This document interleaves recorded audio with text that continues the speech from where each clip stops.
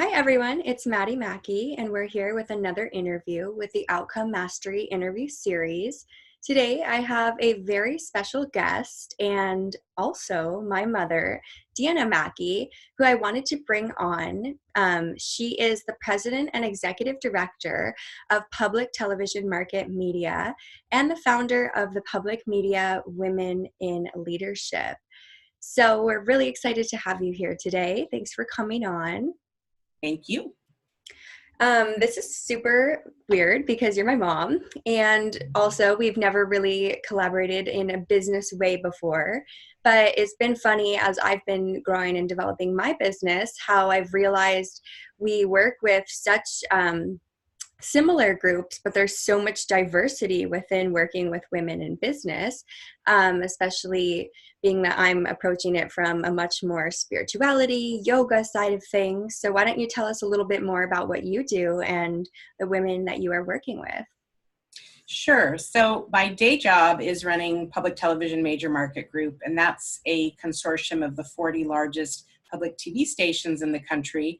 And I serve as essentially a Uber consultant to them, helping them with best practices and content and fundraising and leadership development.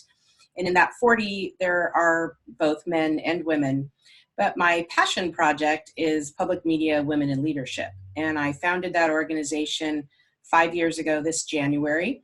And it was really a response to an issue of lack of women in the highest leadership positions in my industry. So my industry, public media, has a really good track record of having women in front of the camera and in front of the microphone and behind the scenes, creating content and as mid-level managers. But at the highest levels, people who are running the stations, whether CEOs or COOs, the numbers are poor. And the industry is unique because while most people think of it as a network, the way ABC or CBS or NBC is a network, it's actually a federated industry where each station is privately owned, either by a board, it's a nonprofit, or by a university usually. So the industry doesn't have a nationwide training program or career path program or leadership training that ensures that people, particularly people who aren't in the majority, so women and people of color, have a launch pad to prepare themselves for these highest level positions. And I was finding that I was just because I did a lot of public speaking as I went into leadership early in my career, and I'm Latina, so I checked off 2 boxes when there were diversity panels. And I was speaking on these panels, and frequently I was being asked by people, well, what's next? What other training's available? And frankly, there was nothing. So PMWL was founded to address and try to solve that problem.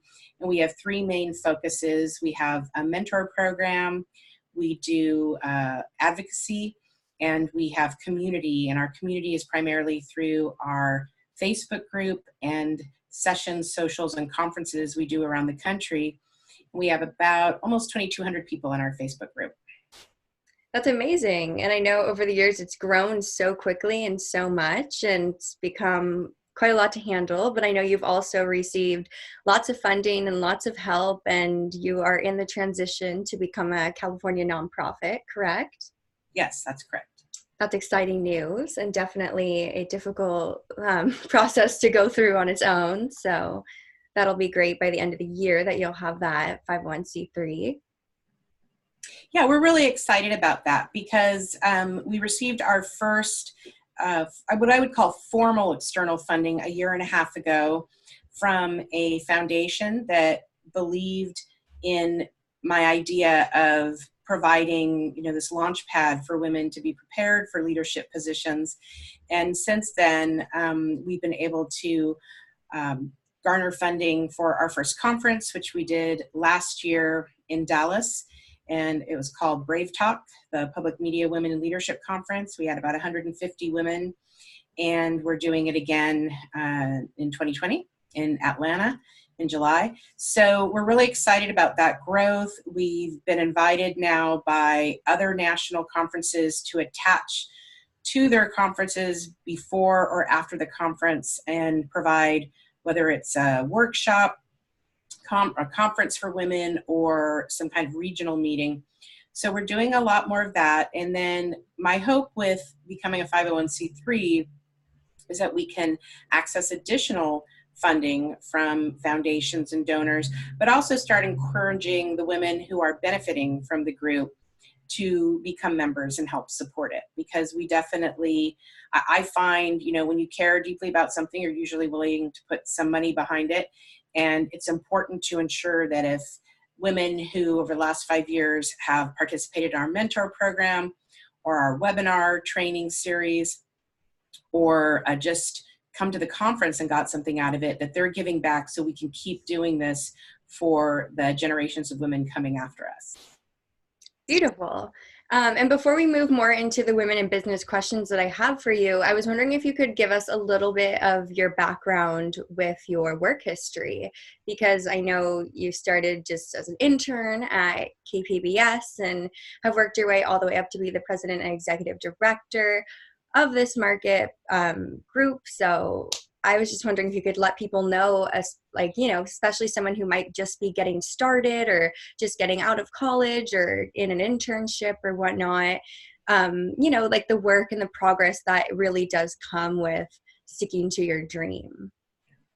Yeah, that's a great question. And I talk a lot about this with younger people because I also have a partnership with the industry's Young Professionals Group.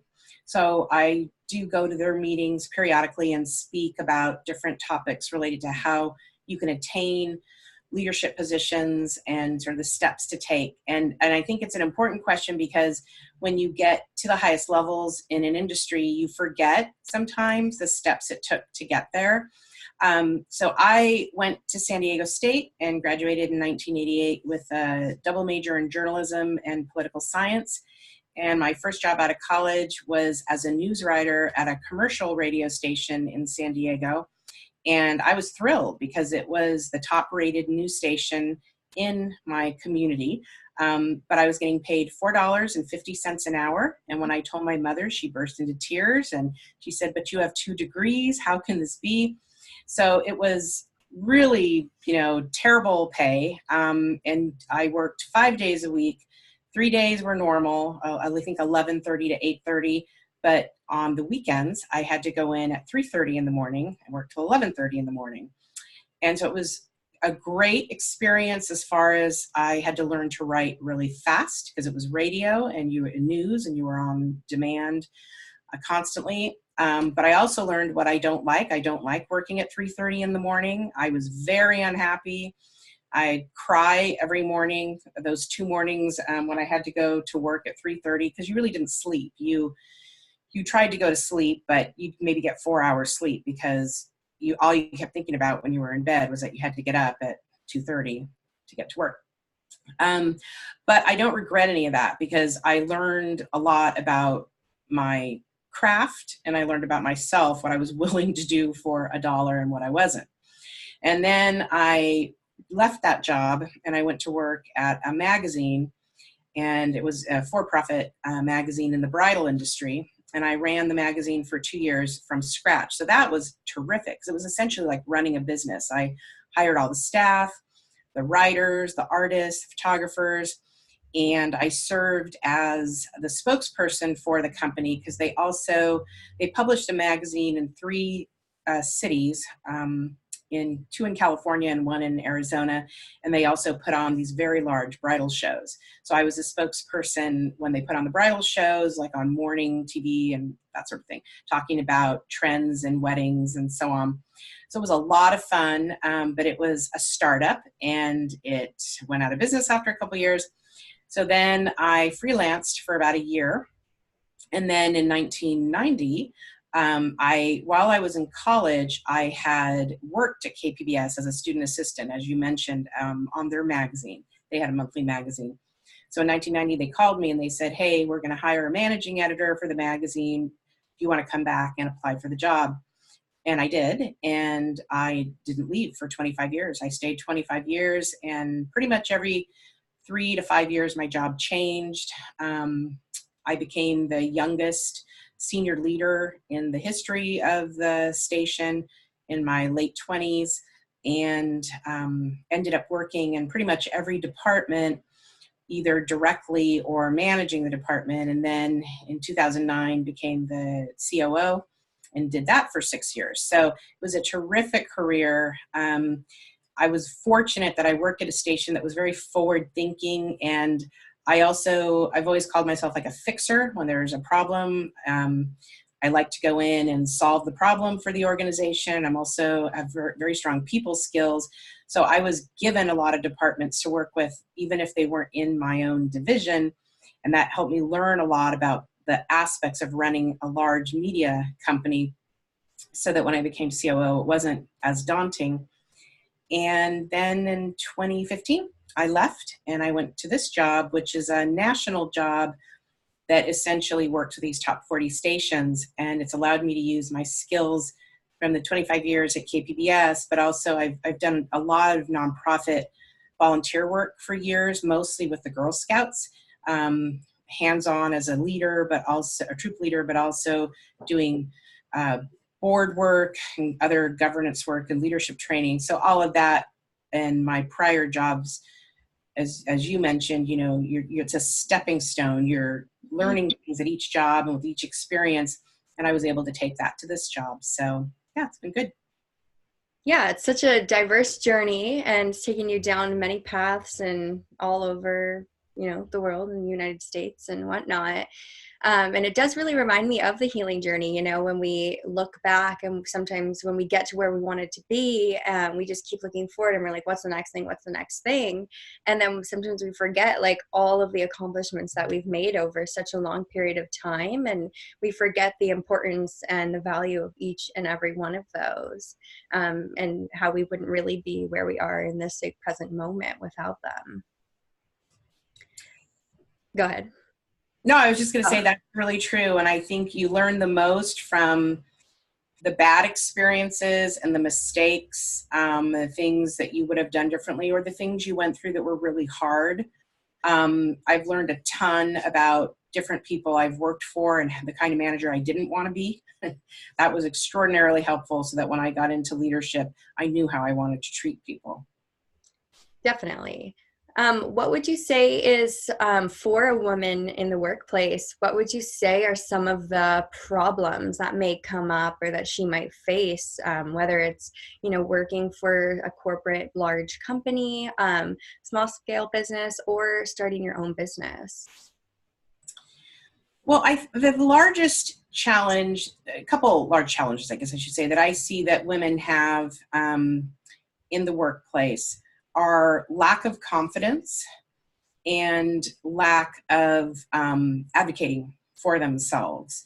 And I say that because I think too often women, tend to be a nurturing gender. And, this is not my opinion. All the studies show women take on, for the most part, more than men in life. So whether that's managing a career, family, aging parents, they often do volunteer work. So they're more often going to be the room mom for school or whatever. And then in the workplace, women tend to sort of be expected to take on the less important projects. So if there's a group getting together for a meeting, it's almost always a woman who's going to be asked to bring the snacks or arrange the snacks or the refreshments or whatever, or take the notes. So I think that because of how we're socialized, particularly I would say my generation and before, I'm an X, I think I'm seeing a huge sea change in millennials and Gen Zs. They're much more assertive and less likely to put up with some of what I put up with and others have. But I think confidence is a real issue in running public media, women in leadership. It's been a big surprise to me because I have always been very naturally confident, and it's just a fortunate aspect of my personality. But I find a lot of women who I think are extremely competent and very good at what they do and great people skills won't see that in themselves. They won't see that they can go for that next level job, or they do have the gravitas in their position to go to their supervisor and say, yeah, this is too many projects for one person, or, I need to have balance in my life, and this is what I'm looking for so that I can have a positive experience here at work and in my personal life. So I think that is a big one.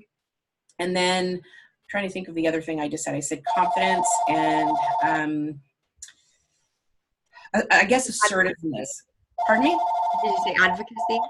Yeah, it might have been that, or like assertiveness. I think that one thing that's very challenging for women in the workplace is men have a much higher level of both confidence in being assertive in meetings. So they'll put their ideas forward, they'll talk faster, even if they don't know a lot about the topic, they'll just engage. And women, are more polite often, and they'll wait and then they don't get their chance to talk. And then they often have ideas that are really critical. And a good leader will notice that and make sure to call on everyone around the room to ensure all the voices are heard. But you're not always working for a great leader. So I tell women often, if that's happening to you at your meetings, and you're kind of getting mansplained and man-talked, you really need to, usually a leader in a meeting toward the end will say something like, okay, well, we've covered everything. Is there any last minute things people want to add? And that's your perfect opportunity to raise your hand and say, yes, actually, when Joe over here mentioned such and such, I want to, and then you'd say whatever you want to say. And I also encourage women to, after they've presented an idea at a meeting that has been well received, that they follow up with an email to everybody saying, thanks so much for your support for my idea. Here are some ways that I think we can implement it. Because when you put things in writing, then you can't have somebody later steal your idea, as I've had happen to me, and try to take it as their own. So you really have to use tactics to ensure that you're heard and that people respect what you're bringing to the table. Definitely. And when you were saying those two things, the challenges you see come up for women, it just really caused me to zoom out and realize that that's, not only happening in business, that's happening on such a larger scale with women and these confidence issues and these scarcity programmings where, maybe they feel like they need to be perfect or things need to be like a certain way before anything is vocalized or anything is put out there. But I think a big part of the healing process, or a big part of like the business process and success process, is just kind of saying things, even if your voice shakes or even if it comes out a little messy, or, you have to clear your throat in the middle of it, and just trying to get the information out there as best you can.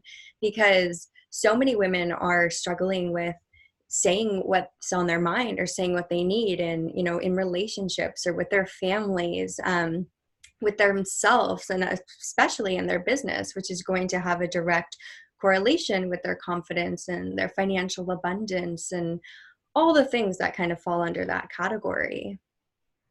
Yeah, that is really true. And it has been a surprise to me and something I really try to take seriously, to boost people up and, lift up women who are younger than me and advocate for them.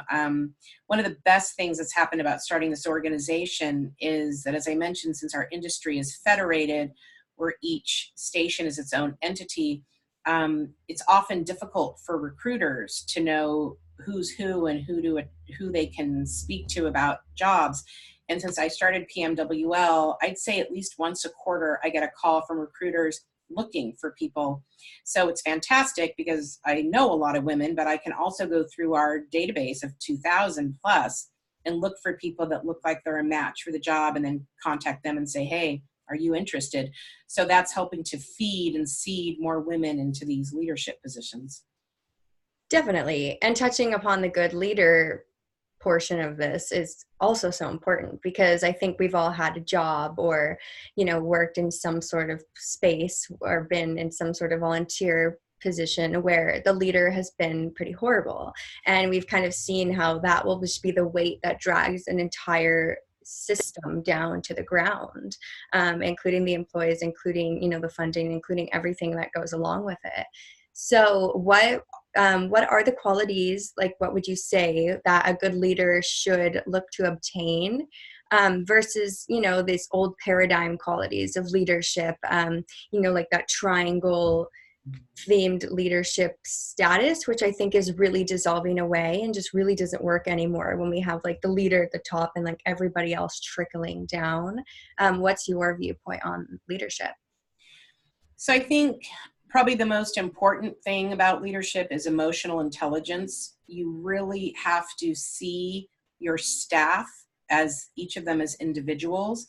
And I think I learned, even though I've had a decent amount of formal leadership and management training, I've learned much about leadership just from raising you and your brother and sister. Being a parent, you get a very quick awareness that your children are not replicas of you and what you think and how you behave or how your spouse or partner behaves. And you're going to get the best outcome by treating each person as an individual and figuring out what motivates that person and how to help them become their best, in the case of business, in their job. And so I have always led from that perspective. I also have some key belief systems that I think are very important. And, one is about respect for people. So I've been in management, how long? 25 years or something like that. And as a leader, and I've never raised my voice at anybody. I've never yelled. I think that's very important. I think when you lose control of yourself in dealing with an employee, you create an experience of fear and hierarchy instead of an experience of teamwork. And so that doesn't mean I haven't been upset with people, and I even had to let people go who are not, doing their job properly. But even in those most difficult circumstances, you can still treat people with respect. So I think those two things are paramount for me. I think that fairness and being very specific about expectations is also critical. So when you're working with somebody, being very direct about what the job expectations are, letting them know early when things aren't going the way you anticipated, or if they're really doing poorly, you should not wait till a year has gone by and then tell the person in their review and they're surprised and you're just more disappointed. It's very important to have be brave enough. And if you're not, you shouldn't be a leader, to tell people along the way when things are not working out and help them and find guidance for them to do better. And then fairness and accountability are really critical. So presenting to your staff what your value system is and your expectations. And when people don't meet those, letting them know and trying to guide them toward how you want the organization to be.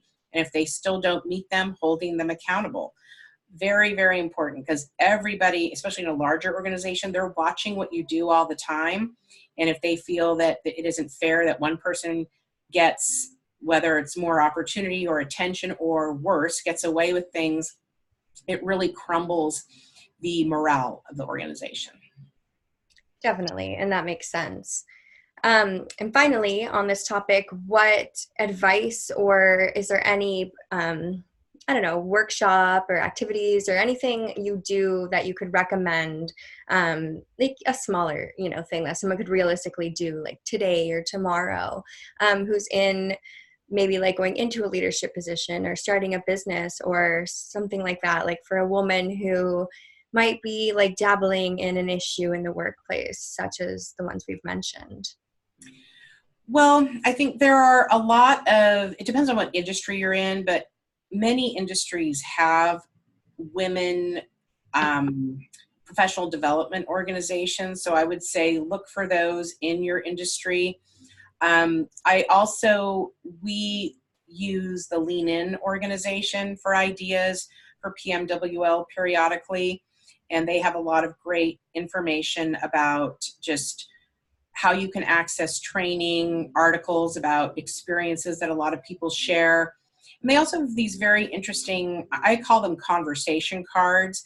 You can order them online, but they're these cards that allow you in a small group to get to know people quickly and kind of serve as intense icebreakers to allow a group of women, maybe in a similar industry or a similar life experience, get to the heart of what they're there for and what they're trying to learn.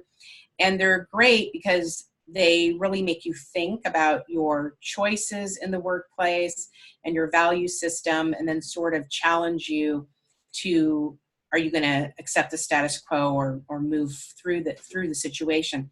So that's one that I would say is more universal and not specific to one industry.